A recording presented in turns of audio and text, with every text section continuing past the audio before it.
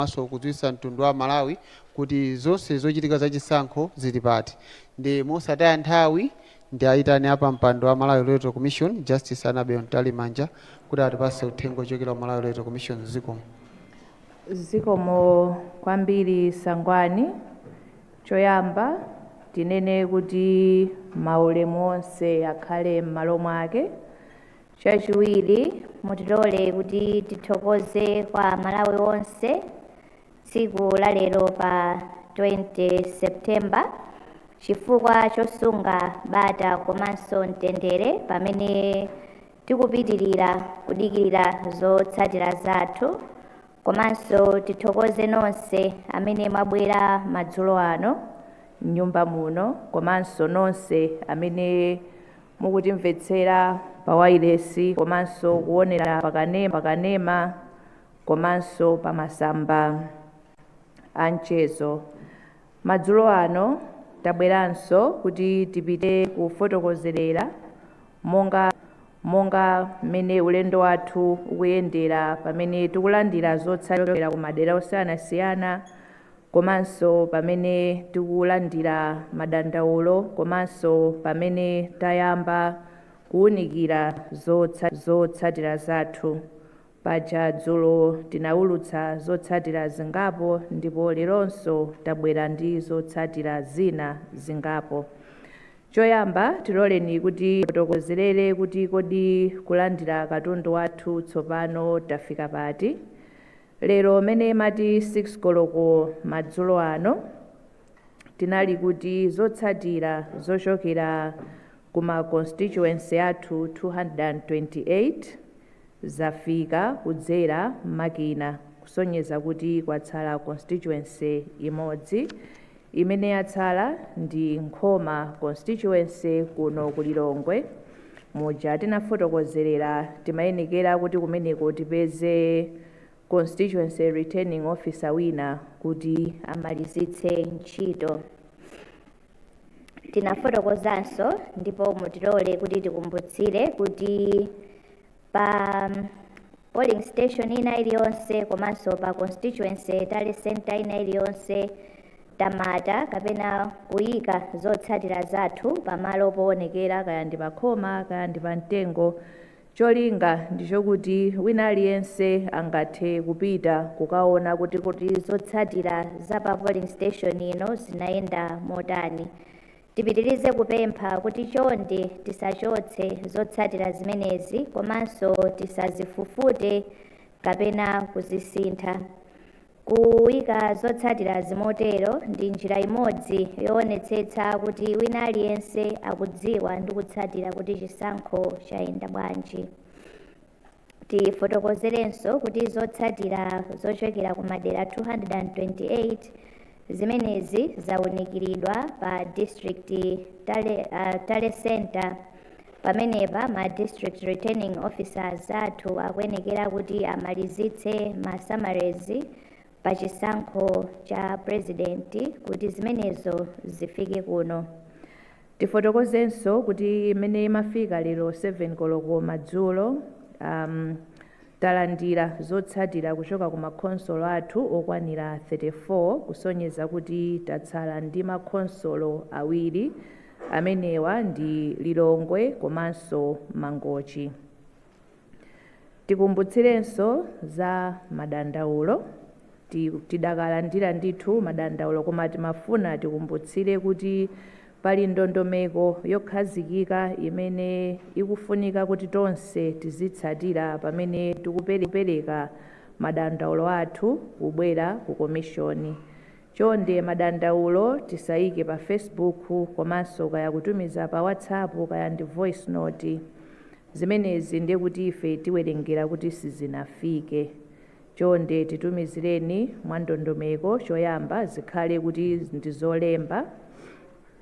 Complaints must be formally submitted in writing. Ndipo kutumiza titumizireni ku email pa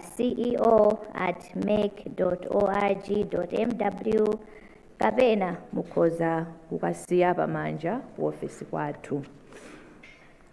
tifotokozerenso kuti malingana ndi ndondomeko zimene zinakhazikitsidwa ndi malamulo, madandaulo pa polling station amayenekera kuti akaperekedwe ku polling station chimodzimodzinso zimene zachitika ku constituency tale center zimafunika kuti zikafotokozedwe kumeneko kuti presiding officer alongosole pa polling station, komanso CRO kapena tinene kuti constituency tally officer, returning officer rather, nawonso alongosole. Ndipo khapokha iwowa ngati sanakwaniritse kupereka mayankho ndi mmene zimafika ku commission. Zimene zikuchitika ku tale center kuno, ngati pali madandaulo zimenezo zikhoza kubwera ku commission, chifukwa chokuti timafunika tiunikire madandaulo onse pamene tikuwunikiranso zisankho zathu zotsatira zake. Lero commission yaunikira zotsatira zochokera ku madera angapo, ndipo tikhala tikufotokozerera zimenezi. Konsolo imodzi imene tinawunikira ndi Nchewu, koma powunikira pathu tinaona kuti kumeneku kunali kusiyana ndi mafigazi makamaka mawerengedwetsedwe pa chisankho cha president. Pachifukwa cha chimenechi ntchito imeneyi tayimikira kaye kuti tiunikire bwinobwino kuti kusiyana kumeneku zakhala bwanji ndipo tilongosole. Ndiye pachifukwa cha chimenecho lero sitiulutsa zotsatira zochokera ku Nchewu, angakhale kuti commission inalingalira ndithu, ndipo zikanakhala kuti zonse zili m'malo mwake ikanakhala mu mndandanda wa tsiku la lero. Mutilole tsopano kuti tifotokozere zotsatira zathu zimene tabwera nazo lero, ndipo choyamba tikamba za ku Karonga Town. Ku Karonga Town Council anthu amene analembetsa mu chisankho ndi 26,702, amene anatuluka kukaponya voti ndi 18,235, imene inali 68.3%. Mavoti osavomerezeka anali 463, imene inali 2.5%. Mavoti ovomerezeka anali 17,772, amene ayenda motere: Dr. Joyce Hilda Banda, People's Party, 269 votes. Tokozani Banda Manyika, Independent, 71 votes. Akwame Bandawe of Anyamata Atsikana Azimai, 101 votes. Dr. Lazarus Makathe Chakwera, MCP, 4,388 votes. Kamuzu Shiwambo of People's Transformation Party, 58 votes. Adil James Chilungo, Independent, 26 votes. Cosmas Felix Chipojola, Independent, 32 votes. Dr. Dalitso Kabambe, UTM, 3,413 votes. Atupele Austin Muluzi, UDF, 182 votes. Professor Arthur Peter Mutarika, Democratic Progressive Party, 8,971 votes. Punziro Mvula, Independent, 11 votes. Frank Tumpale Mwenifumbo, National Development Party, 120 votes. Dr. Kondwani Nankumwa, People's Development Party, 16 votes. Jordan Sauti, Patriotic Citizens Party, 3 votes. Smart Mlumbe Swira, Independent, 5 votes. Milward Tobias, Independent, 2 votes. Dr. Michael Biswick Usi Ojazaki Alibe Mlandu, 104 votes. Zimenezi ndiye zotsatira za ku Karonga Town Council. Tsopano tipite ku Zomba City. Kumeneku amene analembetsa mkaundula wathu wa voti ndi 57,250. ndipo amene anatuluka kukaponya voti anali 45,185 imene ili 78.9%. Mavoti osavomerezeka 619 imene ili 1.4%, ndipo mavoti ovomerezeka anali 44,566 amene ayenda motere: Dr. Joyce Hilda Banda, People's Party, 326 votes. Thokozani Banda Manyika, Independent, 58 votes. Akwame Bandawe, Anyamata Atsikana Azimai, 49 votes. Dr. Lazarus Makathe Chagwera, Malawi Congress Party, 3,472 votes. Kamuzu Chiwambo, People's Transformation Party, 36 votes. Adil James Chilungo, Independent, 35 votes. Cosmas Felix Chipoljola, Independent, 31 votes. Dr. Dalitso Kabambe, UTM, 3,990 votes. Atupele Austin Muluzi, UDF, 738 votes. Professor Arthur Peter Mutarika, Democratic Progressive Party, 35,536 votes. Punziro Mvula, Independent, 51 votes. Frank Tumpale Mwenefumbo, National Development Party, 11 votes. Dr. Kondwani Nankumwa, People's Development Party, 38 votes.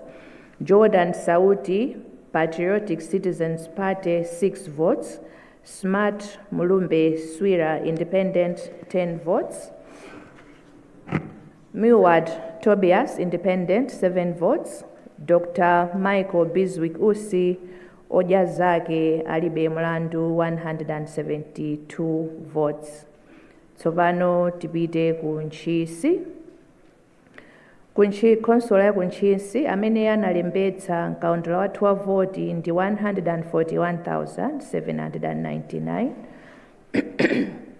Excuse me, ndipo amene anatuluka kukaponya voti ndi 104,757 imene inali 73.9%. Mavoti osavomerezeka analipo 2,923 imene inali 2.8%. Mavoti ovomerezeka anali 101,834 ndipo ayenda motere: Dr. Joyce Hilda Banda, People's Party, 2,006 votes. Thokozani Banda Manyika, Independent, 722 votes. Akwame Bandawe Anyamata Atsikana Azimai, 1,593 votes. Dr. Lazarus Makathe Chakwera, MCP, 81,635 votes. Kamuzu Chiwambo, People's Transformation Party, 553 votes. Adil James Chilungo, Independent, 149 votes. Cosmas Felix Chipoljola, Independent, 129 votes. Dr. Dalitso Kabambe, UTM, 2,671 votes. Atupele Austin Muluzi, UDF, 350 votes. Professor Arthur Peter Mutarika, Democratic Progressive Party, 11,365 votes. Punziro Mvula, Independent, 144 votes. Frank Tumpale Mwenefumbo, National Development Party, 89 votes. Dr. Kondwani Nankumwa, People's Development Party, 111 votes. Jordan Sauti, Patriotic Citizens Party, 32 votes. Smart Mulumbe Swira, Independent, 38 votes. Milward Tobias, Independent, 50 votes. Dr. Michael Biswick Usi Ojazake Alibe Mlandu, 197 votes. Tipite tsopano ku Salima. Kumeneku amene analembetsa kalembera wathu wa voti analipo 186,585. ndipo amene anatuluka kukaponya voti yawo anali 128,351 imene inali 68.8%.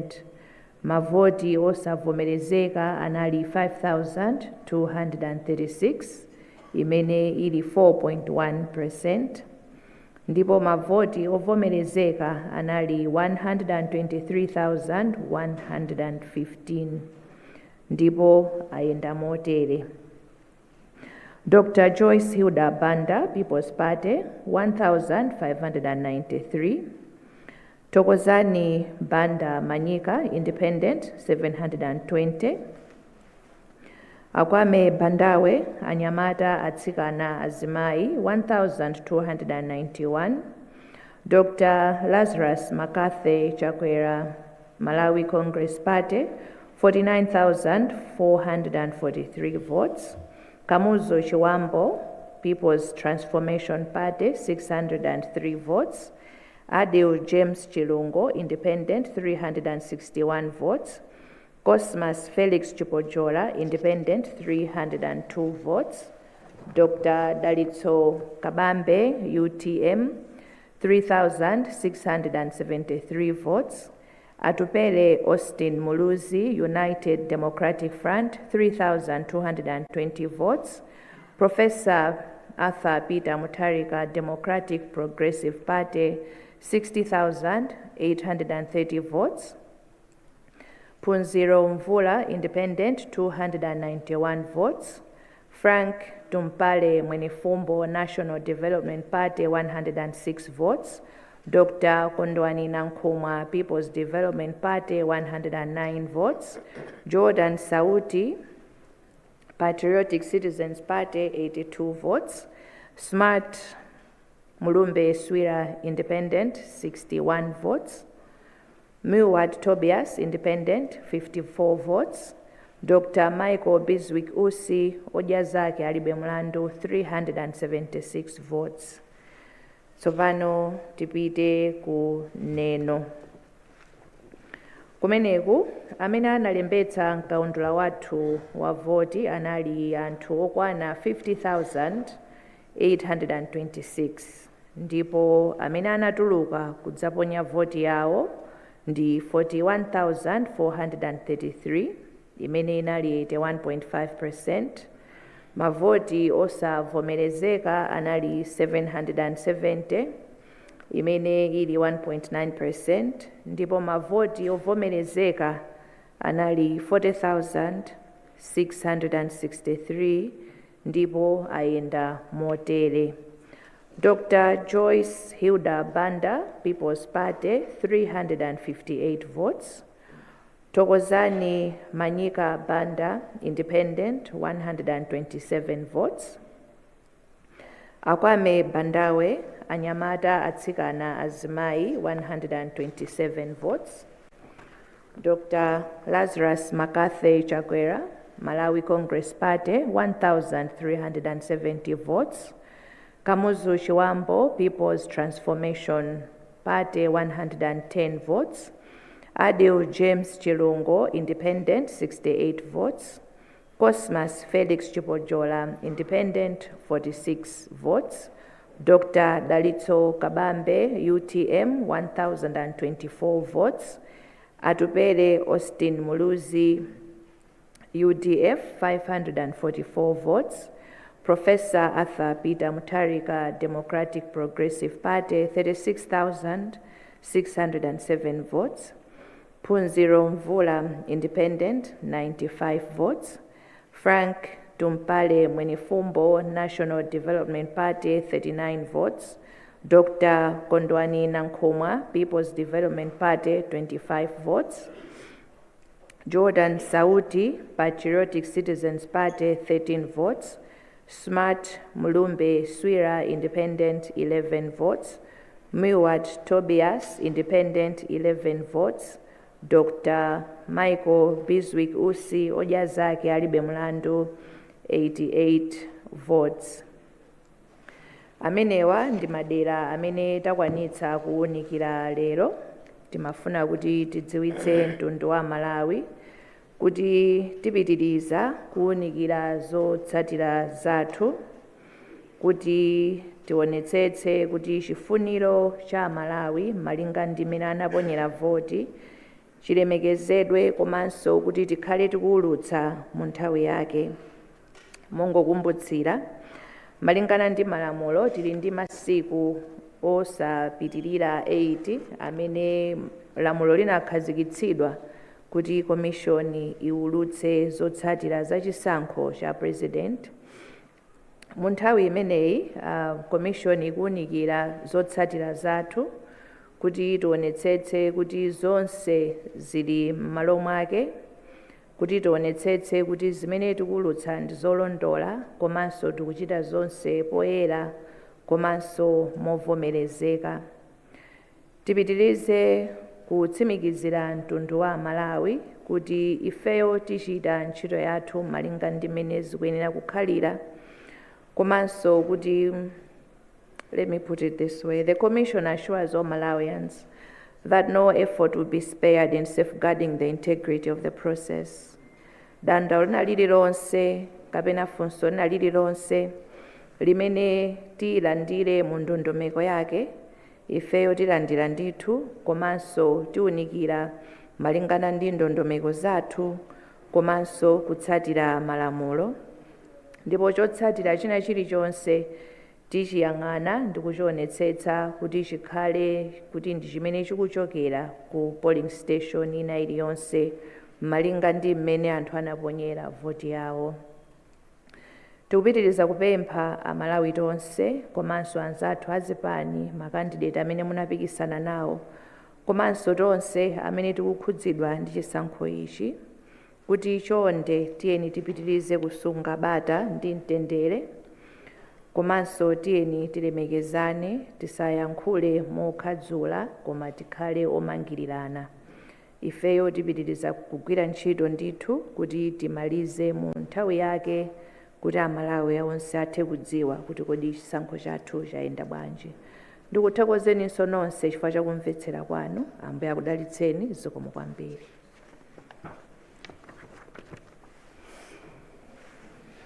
Zikomo kwambiri apa mpando wa Malawi Electoral Commission. Monga mwa nthawi zonse pakhala pakuperekedwa mpata kwa atolankhani kuti afunse kumafunso ndikuloleni kuti mubwere kusogolo kuno anzanga atolankhani ngati muli ndi funso.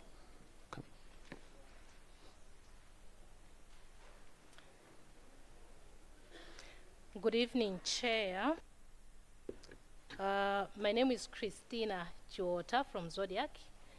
I have 5 questions. 2 are going to Malawi Police Service. The rest are going to you, Chair. The questions are bordering on the arrest of 8 MEC officers. So I'll start with the police, the Malawi Police Service. The first question is, have you now formally charged the 8 MEC officers? If yes, what are the charges? If not, why not? It's past 48 hours. Why the delay? People want to know. The second question, since time immemorial, when police officers release statements, they usually release with particulars of the suspects. But of late, and in this case we're talking about, of 8 MEC officers, we haven't heard of that. No particulars have been released. Is there a particular reason to that? Now to you, Chair. As the media, we represent the citizens. So this question is coming from the citizens, the Malawians. How are you feeling following the arrest of your officers? Are you worried? Are you concerned that these officers tried to tarnish the image of MEC, which is contrary to the expectation of MEC? And the second one, is on what is the status of these 8 MEC officers? Is MEC going to provide legal representation to them? And the last one, what is happening inside to check the extent of the problem? What are you doing? That is if that problem is indeed there. Thank you very much. Zikomo mbiri chair, ine ndi Austin Katunga kuchokera ku Mzati Radio and TV. Ndi mafunso atatu. Funso langa loyambirira ndilokhudza zomwe wafotokoza kuti mwayimitsa kaye zotsatira za kuntchewu chifukwa choti manambala ake ndithu akusiyana. Timangofuna kumvetsetsa kuti kusiyana kumeneku kuli pati, kukubwera motani, komanso zikutengereni nthawi yotani pofuna kuonetsetsa kuti chilichonse kumeneku chili m'malo mwake. Nkhani yachiwiri ndiyokhudza masanawo kunali msonkhano wa atolankhani omwe unakonzedwa ndithu ndi chipani cha United Democratic Front UDF. So kumeneku Alex Kalula amene ndi running mate anakambapo kuti mdziko muno akuti muli syndicate yobera chisankho mwaukadaulo, ndipo pakadali pano akuti zachita kuonekeratu pamene syndicate imene yagwiritsanso ntchito mamonita achipani pobera zisankho zimenezi. Timangofuna kudziwa kuchokera ku bungwe la MEC kuti mungathe kuyankhulapo zotani akuti syndicate itu iliko ndithu yobera chisankho. Mukudziwa izi, ngati mukudziwa mukuchitapo zotani pa nkhani imeneyi. Nkhani yotsirizira, funso lotsirizira ni nkhani yokhudza security. Security imeneyi kwambiri tikukamba nkhani ya amene akupikisana nawo. Tikuzindikira kuti zikakhala kuti mwina 50+1 yalephereka mulingana ndi malamulo. Tinamva kuti anthu awiri amene ndithu number 1 komanso number 2 azapatsidwa chitetezo chowonjezera, koma timangofuna kudziwa ngati pano kuti mwina pamakhala provision ina iliyonse tingoyesezera mwina kwa anthu awiri amene ali kuyambirira kamene akupikisana kuyambirira number 1 komanso 2, kuti mwina pali malamulo apaderadera amene mmatha ndithu kuwapatsa chitetezo kapena ngati ali chitetezo mwina kuwawonjezera chitetezo chimenecho. Zikomo. Dzina langa ndi Kenneth Kondiwa kuchokera ku Ndirande FM. Ndimangofuna tidziwe za madando amene mukuti mukulandira, kuti kodi mukuthana nawo motani kupangira kuti kutsogoloko sizatheka kuti madando amenewa akutengereni bungwe lanu anthu ku khoti, mukuthana nawo kuti mukumalizana nawo bwinobwino. Komanso mmene wanenera zangayo kunali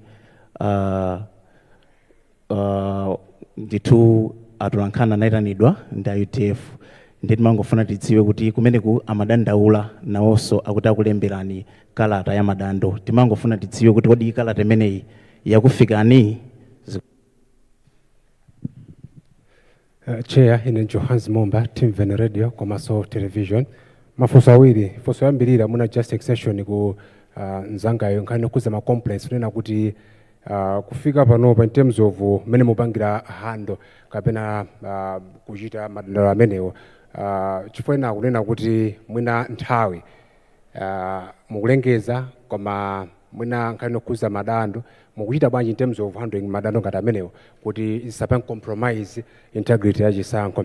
Chachiwiri, chair mwina simukudziwa kunjako mudapangisa msonkhano wa atolankhani dzulo, ambiri anakuyamikirani kuti I think khangati ikusongola.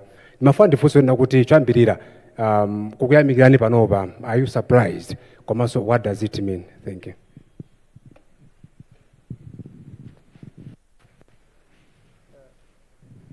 Thank you so much, Chair. I would request maybe that you consider responding to the questions, then we come again in the second round.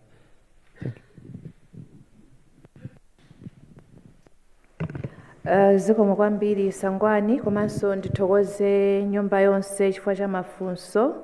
Ndiyankha mafunso amene abwera kumeki, koma panali mafunso linali ngati limodzi koma ndi masabu pati pomwepo. Ndiye ndizapempha Madam Yolam kuti mutiyankhireko zokhudza ku polisi. Madam Christina Chiota, choyambirira mongokumbutsira kuti the commission works within the framework of the law, and in that framework paliso magawo ena amene amafotokoza kuti meki ilemekeze choyambirira constitution komanso malamulo amene anakhazikitsidwa m'dziko muno. Lamulo lina limene lilipo ndi logawa ntchito ya meki ndikuyang'anira za zisankho pamene nkhani za chitetezo komanso zina zotero zili ku polisi. Ndiye pamene munthu apolisi amunyamula on suspicion of having committed an offense that is within the purview of the Malawi Police Service, kwa ife is to respect that and wait for the due process to take its course. Malawi Electoral Commission does not offer legal representation.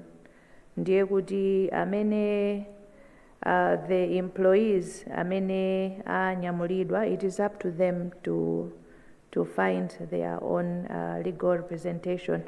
Mundilole kuti ndiyankhe motero. However, let me be quick to say munthu akamunyamula amakhala kuti pali ma allegations and they are innocent until proven guilty, and tingonena kuti ifeyo who allow the due process to take its course.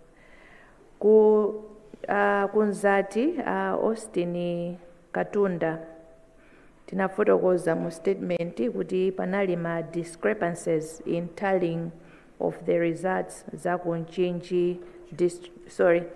Nchewu, I beg your pardon, Nchewu District Council, ndipo tayimitsa the process of determination ya ma results, koma ntchito yonseyi ikufunikabe kuti igwirike within the 8 days that we have to determine the presidential results.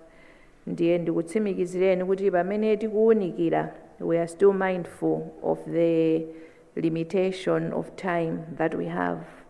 Ndipo ifeyo tichita china chilichonse kuti kuwunikira kwathu tikhale titamaliza ikamafika kuti 8 days ikutha, chifukwa chokuti we need to announce to the nation kuti kodi kuntchewu zotsatira zili motani. Mwafotokoza kuti kunali UDF anachita press conference, ndipo afotokoza kuti ma monitor anagwiritsidwa ntchito kuti abere zisankho. Ndiyankhe motere, mukakumbukira statement yathu takhala tikufotokoza kuti ngati pali madandaulo amayenekera kuti abwere formally, and certainly not through a press conference, certainly not through any other medium other than a formal complaint. Mundilola kuti ndiphatikize ndi funso limene linabwera, I believe it was there on the FM. Talandira complaint yochokera ku UDF, ndipo imeneyi tikuwunikira. As far as my memory serves me, panalibepo nkhani yokuti ma monitors agwiritsidwa ntchito kuti abere zisankho. Should we receive that complaint, we are going to look at it in the same manner imene tikuyang'anira ma complaint ena aliwonse. Mwafunsako za security kwa ma presidential candidate, kwinako munaziyankha nokha malinga ndi mmene alili malamulo.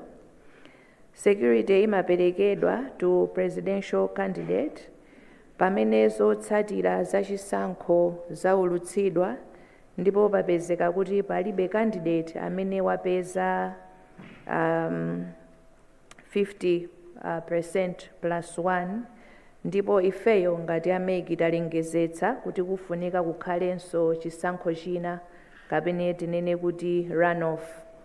In the event there is a runoff, the law expressly provides kuti ma candidate 1 ndi number 2 amene apikisane pa chisankho cha runoff ndi amene amapatsidwa chitetezo with the state security agencies.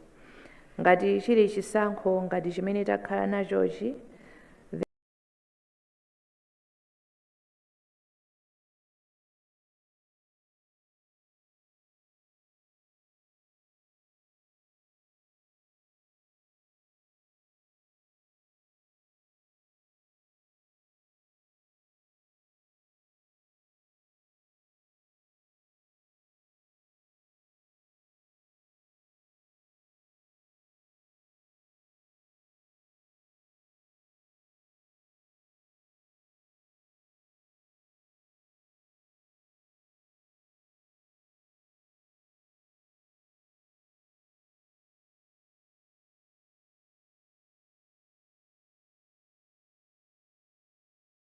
candidate ena amapereka ma handout.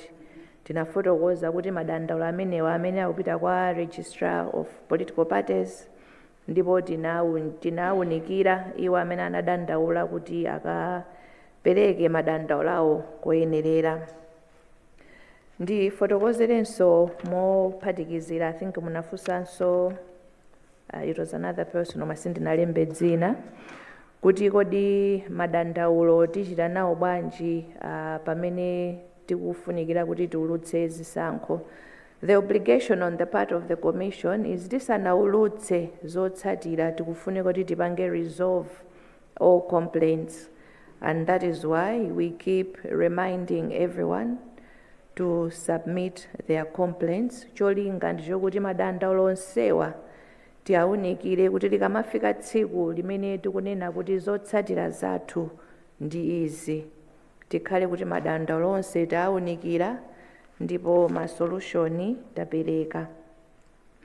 Koma ndifotokozerenso kunena kuti ifeyo tikakhala kuti talandira dandaulo ndipo tapereka yankho lathu, koma amene anadandaulawo ngati sanakhutire ndi yankho limene tapereka, ali ndi ufulu pa malamulo kupita ku khoti kukafotokoza kuti tinali dandaulo ili tinakapereka ku commission, koma amene atiyankhira sitinakhutire, ndipo khoti limayawunikiranso nkhani imeneyo. In other words, if we receive a complaint, we resolve it, but the complainant is not satisfied, the law provides an avenue for them to petition the High Court to consider the matter again. Zikomo kwambiri, ndipemphe Madam Yolam.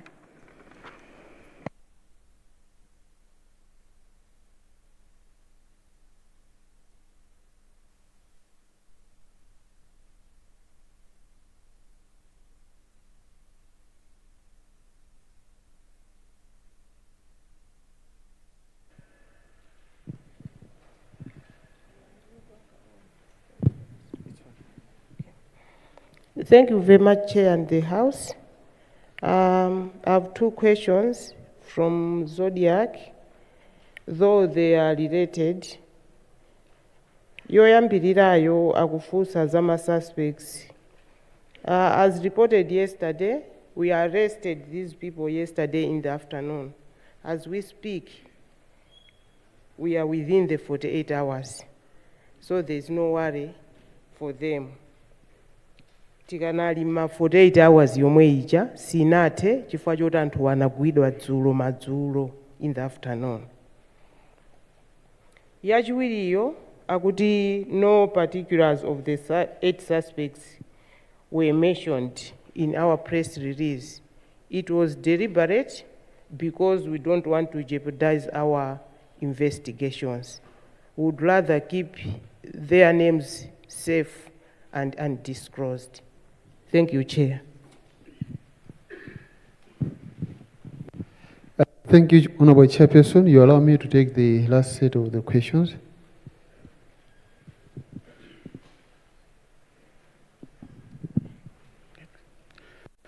Sikwambili, Madam Chair, dzina langa ndine Brino Foster, mudzi wa radio station. Ndimafuna ndidziwe pa ndondomeko yakavotedwe ija pamakhala maina pa malo ovotera. Mwachitsanzo ngati panalembedwa anthu 6, ndiye kulipo kuthekera anthu amene akugwira ntchito zothandizira kuchokera ku madera ena mwachitsanzo a polisi komanso ena. Nambala imene ijayo anthu amene ajakalowa pamene paja ingabalase bwanji ndi figa imene yoti inalembedwa pamene paja, komanso mmashini muja kwa munthu amene wabwera pamalo paja woti wakavota kuchokera kwina kwake, system imafotokoza chani pamalo pamene paja? Zikomo kwambiri Madam Chair.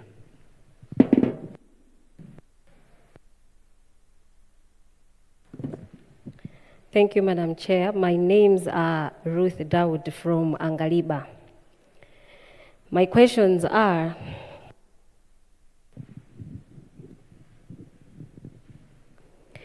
in regards to the case of Ncheu, which you say is undergoing investigation of the figures, will there be a conduct of post-election audits to verify the results and its accuracy?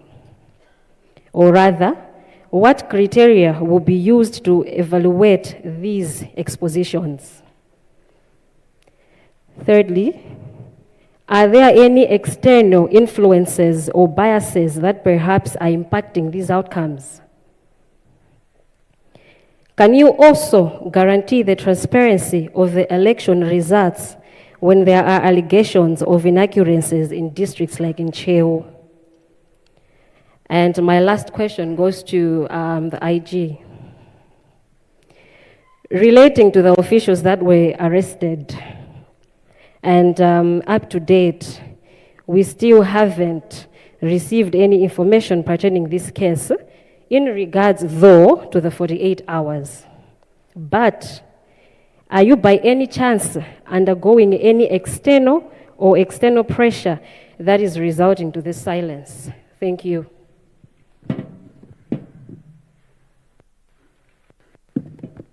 Zikomo Madam Chair, dzina langa ndi Blessings Bomati kuchokera ku wireless ya Timven komanso kanema wa Timven.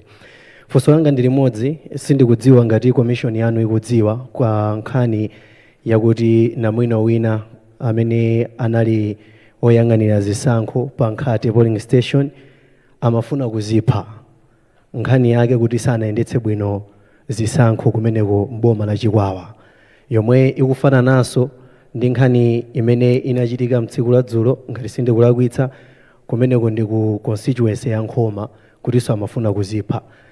Ndimafuna kudziwa bwinobwino ngati mukudziwa nkhani imeneyi, komanso kuti kodi chikuchititsa nchani chifukwa anthu kunjaku ali m'mafunso nkhani imene ripoti likumabwerera polisi kuti sanakhutire ndi mmene akuyendetsera chisankho, kodi ino ndi mmene mwazimvera, komanso kunena kuti nkhani ngati zimenezi zopereka mafunso chonchi, kodi mukamawatumiza kuti akagwire ntchito zimenezo mumathandiza motani maphunziro awo maka ku nkhani yakaganizidwe ka ngwiro? Zikomo. Zina langa ndine Robert Loka, mtolankhani wa ku Mage FM. Madam Chair, ndikukumbukira bwinobwino kuti masiku apitawo mudazayankhulapo pa nkhani yokhuzana ma presidential candidates ena komanso zipani zina zomwe zimanena kuti zikusogola pa chisankho chimenechi kutengera ma results osasimikizika. Commission yanu mudazafotokozapo mowapempha kuti asapange zinthu ngati zimenezo. Komano pano kuchitikaso zinthu zina pamene taona ma presidential candidates ena avomereza kuti agonja pa chisankhozi ngakhale kuti commission sinalengeze zosatira zosimikizika. So ndimangofuna ndingomva comment kuchokera ku commission pa zimene zikuchitika zikuti pali ma candidates ena avomereza kugonja ngakhale kuti commission sinalengeze opambana. Kulengeza opambanako ndiko zitanthauzaso kuti kulengezaso ogonja. Zikomo.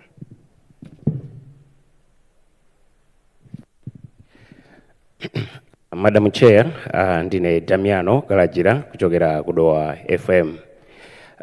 Kunjaku Malawi akudandaula maka panthawi imene mukumapereka ma updates. Akunena kuti mukumapereka ma updates anthu ambiri atagona.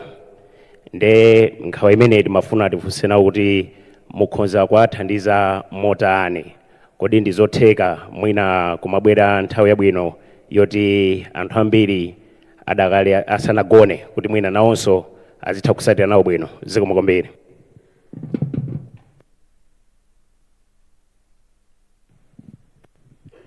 Chair, tinanga ndi Robson Patson, ndimagwira ndi wireless ya Channel 4 Nations komanso TV. Chair, dzulo kunabwera galimoto yonyamula zipangizo zanu zochokera ku Chitipa, koma itafika pa Njava inachedwa kutsitsa katundu. Kufufuza kwathu malinga ndi sosi wathu amene anatiuza kuti munayiwala ka box kameneka kunena kwawo amati ndi EMD.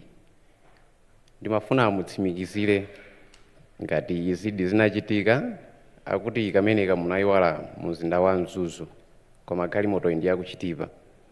Ndimafuna ndimvetsetse kuti ngati kana munayiwaladi chinachitika ndi chani, komanso tamvetsedwa kuti katundu amene munayiwalayo anabwera pa galimoto yayokha kuchoka mzinda wa Mzuzu. Security yake inali yotani kudzafika kuno, komanso ngati inalidi EMD popeza nkhani zokhudza security zikukhala ngati zikupereka mpungwepungwe muno, kanali ndi masilu bwinobwino. Zikomo kwambiri Chair.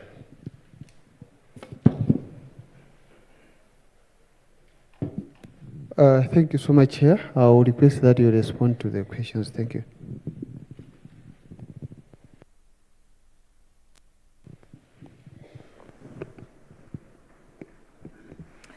Zikomo kwambiri ndiyambire Foster. Zoonadi in our protocols and imene tinakhala tikufotokozerera, and it's public knowledge. Voter registration statistics yathu tinafotokozerera, and it's on our website. Komanso polling station ina iliyonse ili ndi chiwerengero chake.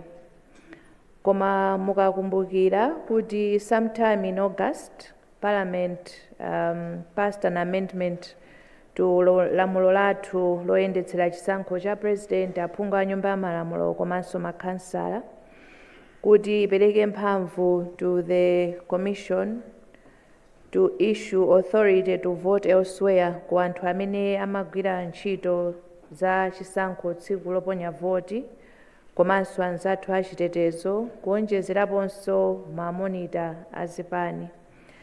Tinabwera pamaso pa mtundu wa Malawi ndikufotokozerera kuti potsatira lamulo limeneli takhazikitsa njira kudzera mu Form 29 imene iwo amene atumidwa kuti akagwire ntchito kumene sanalembetsere they will be applying for authority to vote elsewhere. Ndipo tinafotokozanso kuti fomu imeneyi ndiyo kuti tithandizire kuti tithe kulondoloza kuti amene waponya voti potsatira chilolezo chimenechi ndi ndani. Fomu imeneyi ikutithandizira kuti tidziwe kuti tiyerekeze pakanakhala kuti pali BICC polling station panalembetsa anthu 600, koma amene aponya voti ndi anthu 618. Ndiye kuti anthu 18 iwo achokera kuti. Ndiye kuti tikayang'ana Form 29 ija kuti tithandizire kufotokozerera kuti zatheka bwanji kuti pamalo apa anthu amene aponya voti ndi oposa amene analembetsera pamalo pamenepa. Kusonyeza kuti tili ndi ma Form 29 amenewa amene atithandizire to account for munthu wina aliyense amene anakaponyera voti kumalo kumene sanalembetsere. David kuchokera ku Ngaliba tafotokoza ndithu kuti nkhani yako ntchewu tikuunikira kuti tilondoloze kuti kodi kusiyana kwa mafiga amenewa zachokera pati. Ndipo sorry Daud, not David, beg your pardon Daud. Tikamaliza zonse tikamazafotokozera zazotsatira zakuntchewu tizafotokozanso kuti zimene tinapeza mukafukufuku wathu ndi zotani. The Commission continues to be transparent mu ma processes athu ena onse, komanso mukaona the design of the law inakhazikitsidwa motero kuti tizitha kuyenda limodzi ndi ma stakeholders and pa nkhani ya the actual electoral activities nkuona timakhala ndi ma monitor kuti nawonso athe kuonerera kuti zikuyenda bwanji. And pa polling mukakumbukira timatsindika ndithu komanso kulimbikitsa anzathu azipani komanso ma independent candidate kuti atumize ma monitor kuti akakhale pa polling station akaonerere mmene zisankho zikuyendera, kuwerengera mmene kuyendera, komanso kuonkhetsera, komanso kuonjezera apo amapatsidwa copies of the result sheets. Zonsezi is to guarantee, one, the credibility of the process, komanso just to ensure transparent processes. Ndikukhulupirira kuti mwina tikatero ya funso lanu takuyankhani. Ku Timven mwakamba nkhani za ku Kazitape police station. Kumeneku sitinalandire ripoti ina iliyonse, tikalandira ndiye kuti tikhala tikufotokozerera. Ku Midge FM mwafotokoza kuti alipo ena amene akuvomereza kuti iwo sanapambane. Tinene kuti kuvomereza kuti munthu sanapambane kapena conceding defeat ndi ufulu umene candidate ali nawo, ndipo commission simamuletsa munthu.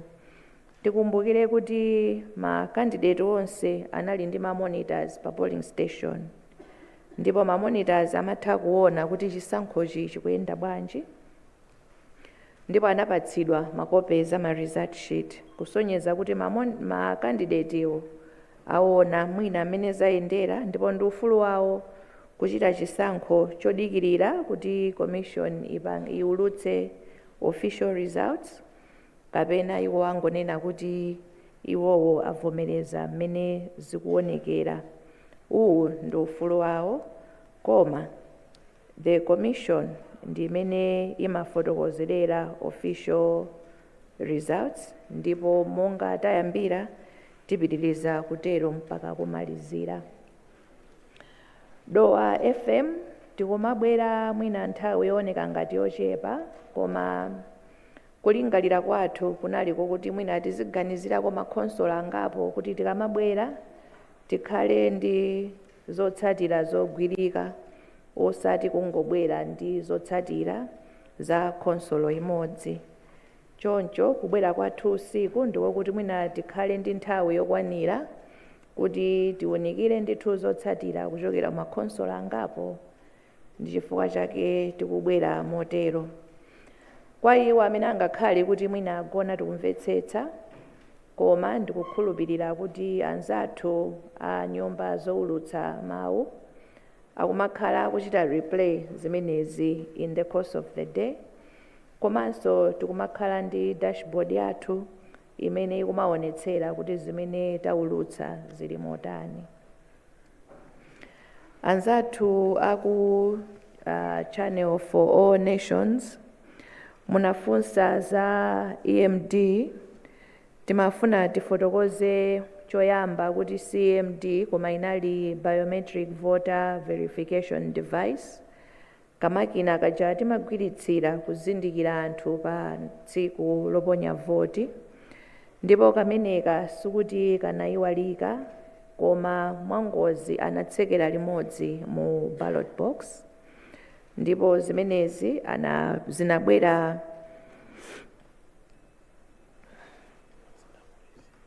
zinabwera limodzi ndi ya polisi, sikuti zinangobwera pazokha. Komanso katundu wathu akamabwera sikuti tikumalandirira kuseri, tikumalandirira momuno ndithu aliyense akuona. Granted katundu wina akumafika usiku malinga ndi mmene ananyamukira, koma ndondomeko zathu ndizokuti katundu akamanyamuka kumene aliko ma monitors akumakhala kuti akuona komanso adziwitsidwa, komanso munjiramo akuyenda ndi achitetezo, komanso akabwera muno nduje tumachita kulengezera kuti talandira chakuti anthu ndikumasuzumira ndithu ndikuona kuti kwabwera zotani. Zikomo kwambiri.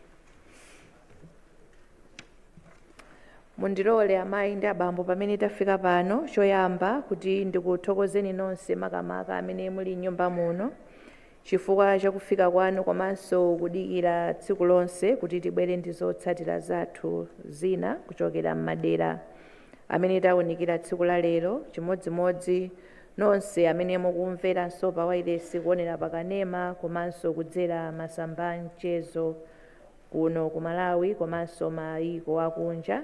Tikuthokozeni pa chifukwa cha chimenechi. Ifeyo tipitiriza kugwira ntchito yowunikira zotsatira zathu ndipo tikhala tikumaulutsa ndime imene takwaniritsa. Chonde tiyeni tipitirire kusunga bata ndi mtendere monga takhala tikuchitira kuti timangirire umodzi wa dziko lathu. Ambuye akudalitseni nonse. Usiku wabwino.